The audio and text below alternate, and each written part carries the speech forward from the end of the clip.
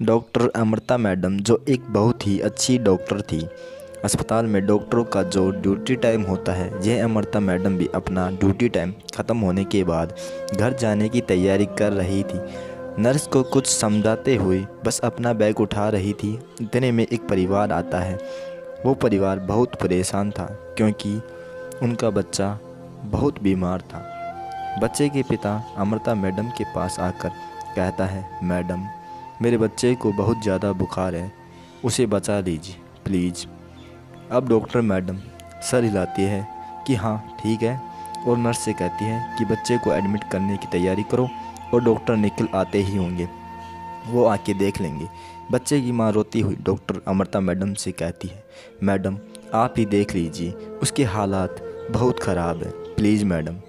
Amrita madam ने कुछ नहीं कहा और ये आगे बढ़ने लगी, लेकिन बच्चे की माँ इनके पैरों पर गिर गई और कहने लगी कि मैं आपके पैर पड़ती हूँ, हाथ जोड़ती हूँ, बच्चे को बचा लीजिए।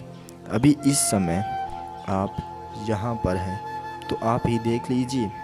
लेकिन डॉक्टर अमृता मैडम ने बोला, देखिए रोज़ ऐसे पेशेंट आते हैं, मेरी अभी वर्किंग ओवर ख़त्म हो गई है और मुझे जाना है। और ये कहते हुए वो निकल गई। निकल कर जब घर पहुंची तो देखा घर पर बड़ा ही टेंशन का माहौल था। घर के सारे नौकर चिंतित नज़र आ रहे थे और बच्चे को संभालने वाली जो मेड थी वो हो रही थी बच्चे को गोद में लेकर। अमृता मैडम ने बड़े ही आश्चर्यचकित होकर पूछा कि क्या हुआ मेरे बेटे को? सुबह तो बिल्कुल ठीक था। मैडम बोली, पता नहीं क्या हुआ, अचानक से खेलते खेलते बेसुध हो गया, कुछ बोल नहीं रहा है। आपको और सर को फ़ोन लगाने की बहुत कोशिश की मगर आपके फ़ोन नेटवर्क कवरेज में नहीं था, पता नहीं इसे क्या हो गया है। डॉक्टर अमृता मैडम को कुछ समझ नहीं आया। उन्होंने अपने बच्चे को गोद में लिया और उसे होश में लाने की वो सारे प्रयास किए जो सारा कुछ एक डॉक्टर कर सकता था, क्योंकि वो खुद डॉक्टर ही थी। इतनी देर में अमृता के पिता और कुछ साथी डॉक्टर भी उनके घर में आ गए और उन्हें लग रहा था कि बच्चे की स्थिति अब थोड़ी ठीक हो रही है। इतने में न जाने अमृता मैडम को क्या हुआ, अपने पति से बोली कि तुम इसके पास रुको, मुझे ज़रा सा काम है, मैं जल्दी ही आती हूँ। उनके पति को बड़ा अजीब लगा कि अपना बच्चा बीमार है, ये कहाँ जा रही है। लेकिन अमृता मैडम वापस अस्पताल पहुँची उस बच्ची के पास जो बुखार से तप रहा था और जाकर कि उसका सारा प्राथमिक उपचार करा जो उसके लिए ज़रूरी था। और जब उन्हें बच्चा का बुखार कंट्रोल में आ रहा है, उसके बाद उन्होंने नर्स से कहा कि अब तुम लोग इसका ध्यान रखना जब तक डॉक्टर निकल आते हैं, बच्चा अभी खतरे से पूरी तरीके से बाहर है और ठीक है। बच्चे की माँ ने अमृता मैडम को हाथ जोड़कर धन्यवाद किया और कहा, आपने आज मेरी गोद बचाई है, आपकी भी गोद सदा हरी भरी रहे। अब डॉक्टर अमृता मुस्कुराई और बोली, यहाँ से जाने की कुछ ही देर बाद तुम्हारे दर्द को समझ पाई थी मैं, और इसलिए मैं वापस आई। जब डॉक्टर अमृता पर खुद ये बीती तब उन्हें एहसास हुआ। अब अमृता मैडम घर गई और अब घर का जो माहौल था अब खुशहाल था। बच्चा बिल्कुल ठीक हो चुका था और खेल रहा था।